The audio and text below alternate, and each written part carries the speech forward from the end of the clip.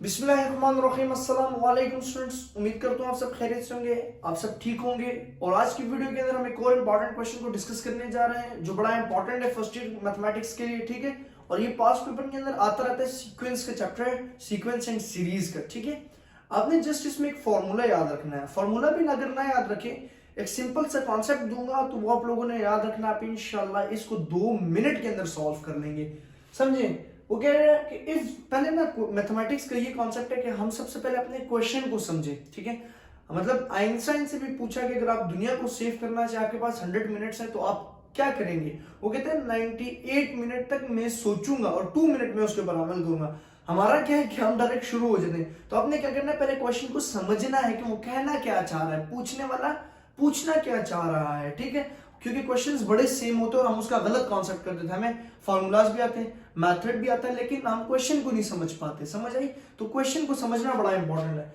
कह रहा है कि if the 5 term of an arithmetic progression, ठीक है, ये आपका टॉपिक है पेज नंबर 192 से, अर्थमेटिक प्रोग्रेशन, ठीक है, एपी इज 30। हमें वो पूछ रहा है कि भाई जो फिफ्थ टर्म है ना, फिफ्थ टर्म, अब 5 डायरेक्ट नहीं लिख सकता, मैं इसको A5 लिखूंगा, ठीक है। और 5 को थोड़ा सा छोटा करके, मतलब फिफ्थ टर्म्स कैसे होती है, जैसे मान लो 1 2 3 4 5, 1 टर्म 2 3 4 5, ये 5 टर्म।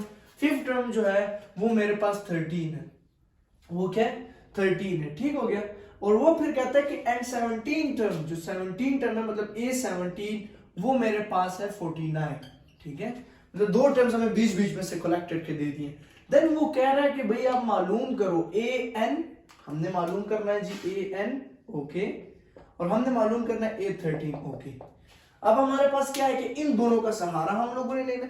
अब जो बड़ी इंपॉर्टेंट बात है वो मैं बताने चाह रहा हूँ कि वो क्या है। उसके लिए फॉर्मूला आपको याद रखना पड़ेगा। फॉर्मूला अगर ना भी याद रखें ना, फॉर्मूला है जी AN is equal to A1 plus, ठीक है, A1 plus sorry N-1D, A1 plus N-1D।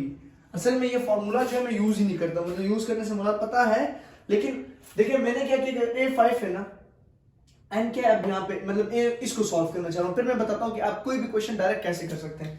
A5 है ना, तो आप इधर A5 लिखे, N मतलब 5 है, A1 हमें पता नहीं है, प्लस N हमारे पास अब 5 है, -1 और D, ठीक है। तो A5 is equal to A1 plus 4D, ठीक है। अब A5 का आंसर क्या है 4D, ठीक है, A1 प्लस 4D। अब अगर मैं A17 फाइंड करूं ना, A17 एन अब 17 है, तो मैं इसको डायरेक्ट लिख सकता हूँ A1 प्लस 16D। ये मैं कैसे, ये मैंने बस याद रखा होता कि हमारे पास ये क्या मतलब होता है ना, इंसान जब अपने टाइम में पढ़ता है तो क्या कहता है, कोई ना कोई रटा के कॉन्सेप्ट, लेकिन फॉर्मूला असल में ये है, इस फॉर्मूले के जरिए हम ये फाइंड करते हैं, ठीक है। ये अब इंसान अपने दौर में क्या करता है कि खुद रट्टा लगाता है ना, तो ये वही कॉन्सेप्ट है कि मैंने यहां से क्या कहा था, मैंने कहा था अगर A30 है ना, तो मैं एक इसमें से कम कर दूंगा, ठीक है, और एक D में से भी कम हो जाएगा, मतलब यहाँ पे आ जाएगा 29D, ठीक है। अब वो क्यों, क्योंकि A1 यहाँ पे आ गया, ठीक है। तो ये मेरा कॉन्सेप्ट था कि A1 और 20 29 30 बना रहा है, तो A30 इज इक्वल टू 30। तो ये मैंने उस टाइम रटा किया होता कि हम अगर इस तरह का इक्वेशन बनाना चाहे तो हम सॉल्व कर सकते हैं। अब ये मैंने क्यों किया, अच्छा ये दो कॉन्सेप्ट्स हमारे पास आ गया, क्वेश्चन की तरफ होते हैं, ये दो मेरे पास टर्म्स आ गई, ये दो टर्म्स A5 और A17। अब मैं क्या करता हूं कि ये दो इक्वेशंस है ना, मतलब A5 भी इक्वेशन है, इसको इक्वेशन नंबर 1 का नाम दे देते हैं, ठीक है, और इसको इक्वेशन नंबर 2 का। अब साइमल्टेनियस इक्वेशन आप लोगों ने पढ़ा, A1 is a variable and A1 is a variable and D is a variable and D is a variable, ठीक है। हम इसको सॉल्व कर सकते हैं। अब हमें ये बात तो पता है कि A5 इक्वल है 13 के, ठीक है। A5 की जगह मैंने क्या पुट किया 13, साथ A1 प्लस 4D, ये एक इक्वेशन होगी, ठीक है। And the second equation A17 की जगह मैं 49 पुट करूंगा और A1 as it is plus 16D। यहां से मैं ना कोई वेरिएबल निकाल सकता हूं, मतलब मैं वेरिएबल D निकाल सकता हूं। कैसे निकालूंगा, ये इक्वेशन 1 है, मैंने पहले कहा, ये इक्वेशन 2 है, ठीक है। मैंने यहां पे लिख लिया कि मैं कर रहा हूं सब्ट्रैक्ट कर रहा हूं, ठीक है, सब्ट्रैक्ट कर रहा हूं इक्वेशन 1 को एंड 2 को।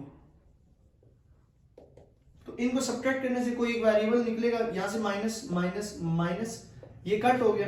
13 माइनस 49 आप कैलकुलेटर कीजिए, तो कैलकुलेटर में जो आंसर आ जाएगा 13 माइनस 49, मेरे पास कैलकुलेटर भी नहीं है, यहाँ से 49 में से 13 को माइनस कर देंगे, 9 3 में 6, 4 में से 1 गया, तो वो 36, तो माइनस का 36, ठीक है, इज इक्वल्स टू, यहाँ से 16 में से 4 को माइनस करेंगे तो माइनस 12d, ठीक है। अब d की वैल्यू को फाइंड कर लें यहाँ से, तो यहाँ से आ जाएगा जी माइनस और माइनस तो कट होगी, इक्वेशन के साथ माइनस को मल्टीप्लाई कर दिया, 36 divided by 12 is equals to d, तो 2 6 और 2 1 और 1 इधर आ जाएगा 18, फिर 2 3 और 2 9, फिर 3 1 और 3 3, तो d की वैल्यू क्या आ गई स्टूडेंट्स 3, d हमारे पास आ गया जी 3। अब क्या करते हैं, d को उठा के ना इक्वेशन 1 में पुट कर लेते हैं, तो यहाँ से a1 निकल आएगा, a1 तो an हमने मालूम करना है ना, तो a1 निकलेगा तो आगे कहानी चलेगी ना, क्योंकि a1 तो अशद जरूरत है हमें, क्योंकि हर जगह में a1 जरूरत है, फर्स्ट टर्म का होना बड़ा इंपॉर्टेंट है ना। तो यहाँ से इस d को पुट कर लेते हैं, इसको थोड़ा सा रिमूव करके ना, इस d को उठा के ना इक्वेशन 1 के अंदर पुट करेंगे, 13 is equals to 3 plus 4d, ठीक है, और 3 तो नहीं, 3d की वैल्यू पुट करेंगे ना, a1 d की जगह आ जाएगा 3, तो 13 ये माइनस हो जाएगा, 12 4 3 0 और a1, तो a1 मेरे पास क्या कलेक्ट हो गया 1, a1 आ गया मेरे पास 1, a1 क्या आ गया स्टूडेंट्स 1, ओके। अब हमने मालूम करना है a13, a1 भी है d भी है, फार्मूले के मुताबिक क्या a13 मालूम करना है।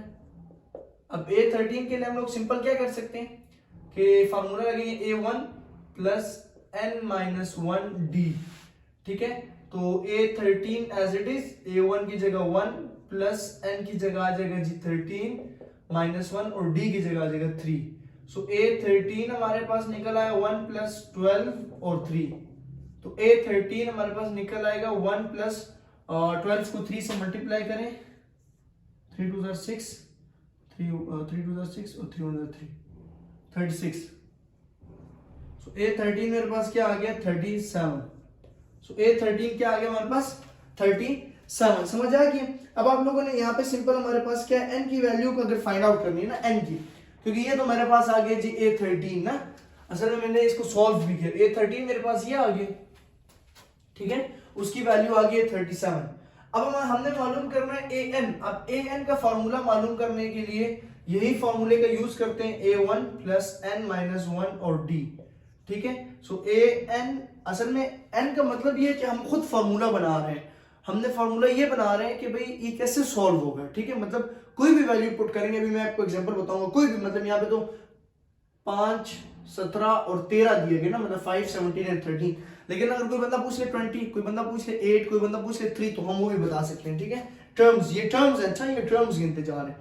सो a1 की वैल्यू 1 प्लस n हमारे पास गिवन है नहीं है, तो n माइनस 1 और d हमारे पास गिवन है 3, so an is equals to 1, d को मल्टीप्लाई करेंगे तो 3n माइनस 3, फिर an is equals to 3n minus 2, 3n minus 2, ये मेरे पास फॉर्मूला आ गया। अब ये सॉल्यूशन मैंने यहाँ पे भी किया 3n माइनस 2। अब देखिए ये क्या आया जी an, मतलब आप अगर अरिथमेटिक प्रोग्रेशन फाइंड आउट करना चाह रहे हैं ना an की, सो आप ये वाला फॉर्मूला, ये अब आप देखिए आप खुद काबिल बन गए, अब आपने खुद फॉर्मूला को जनरेट करना सीख लिया। अब जनरेट क्या हुआ है कि an, ये अरिथमेटिक प्रोग्रेशन है, an is equals to 3n minus 2, ठीक है। अब कोई मेरे से पूछता है कि फाइंड, ठीक है, फाइंड, या यहाँ पे फाइंड a6 कर लेते हैं, a6 फाइंड करें। हमने क्या किया कि n की जगह बस क्या पुट कर देंगे 6, 3 6 माइनस 2, तो हमने क्या किया कि a6 is equals to 18 minus 2, हमने क्या किया कि a6 इज इक्वल्स टू 16, तो हमारे पास a6 क्या आ गया 16 और a5 क्या था हमारे पास 13। अब जरा चेक करते हैं ना, वैसे मतलब चेक करते हैं कि ये जो a5 है ये वाकई इसी तरह यहाँ से इसको रिमूव करते हैं ना, तो थोड़ा सा ना इसको चेक करते हैं कि a5 जो इन्होंने दिया क्या वो ठीक है इस फॉर्मूले के जरिए ना, तो an 3n माइनस 2 और n की जगह आ जाएगा a5 is equal to 3 5 minus 2, so a5 is equal to 15 minus 2, so a5 is equal to 15 minus 2 is 13। Then हमने ये प्रूव कर लिया कि हमारा ये चीज भी ठीक है और a13 भी हमारा ठीक है। हम a13 चेक करते हैं जी, इसके अंदर ना a13 चेक करते हैं, वैसे ही मतलब a13 कि वाकई है ना आंसर मेरा ठीक है कि नहीं।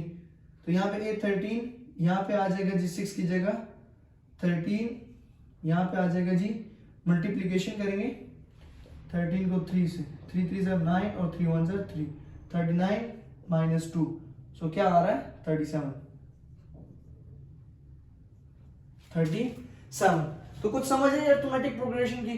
तो ये वाली चीज तो आप लोगों को पता आ गई। अगर आपने कोई भी इक्वेशन फाइंड आउट करनी है, मतलब कोई वैल्यू गिवन है, डी है उसमें a1 है, देन आप उसमें से एक कम करेंगे, डी को एक कम करेंगे और a1 आ जाएगा, ठीक है। तो ये मैंने अपने दौर में रट्टा लगाया था, ठीक है। तो आई होप अरिथमेटिक प्रोग्रेशन आप लोगों को सही समझ आ चुकी होगी। नेक्स्ट वीडियो में इंशाल्लाह हम लोग इस तरह के मजीद टॉपिक को डिस्कस करेंगे। आप मेरे चैनल को लाजमी फॉलो कीजिए, सब्सक्राइब कीजिए, ठीक है, और वीडियोस को शेयर कीजिए। फर्स्ट ईयर मैथमेटिक्स के मैं ऊपर इंपॉर्टेंट क्वेश्चंस बना रहा हूँ आप लोगों के लिए, बड़ा इंपॉर्टेंट। आप लाजमी चैनल विजिट कीजिए और लाजमी फॉलो कीजिए। शुक्रिया।